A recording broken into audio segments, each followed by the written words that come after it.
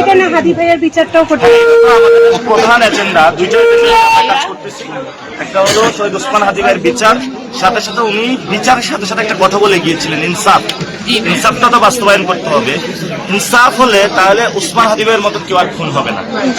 জাতীয় নাগরিক পার্টির মুখ্য সমন্বয়ক ও ঢাকা ৮ আসনের প্রার্থী নাসিরউদ্দিন পাটোয়ারীর এক আবেগঘন আহ্বান, ভাই হাদি ভাইয়ের বিচারটা একটু করেন। শহীদ ওসমান হাদি হত্যার বিচার নিয়ে তিনি বারবার বলছেন এটা তাদের দলের অন্যতম এজেন্ডা। হাদির খুনিদের দ্রুত গ্রেপ্তার ও বিচার না হলে আন্দোলন চালিয়ে যাবেন। নাসিরউদ্দিন পাটোয়ারী বলেন, হাদি ভাইয়ের মতো শহীদদের রক্ত বৃথা যাবে না, বিচার না হওয়া পর্যন্ত মাঠ ছাড়ব না। ওসমান হাদি জুলাই বিপ্লবের পর ইনকিলাব মঞ্চ গঠন করে আওয়ামী লীগ ও ভারতীয় প্রভাবের বিরুদ্ধে লড়াই করছিলেন। ঢাকা ৮ আসনে প্রার্থী হওয়ার প্রচার চলাকালীন গুলিবিদ্ধ হয়ে সিঙ্গাপুরে মারা যান। তার ভাই ওমর বিন হাদিও বিচারের দাবিতে সোচ্চার। নাসিরউদ্দিন পাটোয়ারী ঢাকা ৮ থেকে নির্বাচন করছেন হাদির অসমাপ্ত লড়াই চালিয়ে যাওয়ার প্রতিশ্রুতি দিয়ে। অন্তর্বর্তী সরকারের প্রতি চাপ বাড়ছে যাতে খুনিদের বিচার দ্রুত হয়। এ দাবি নির্বাচনী প্রচারণায় শহীদদের বিচারকে কেন্দ্র করে নতুন ঐক্য করছে।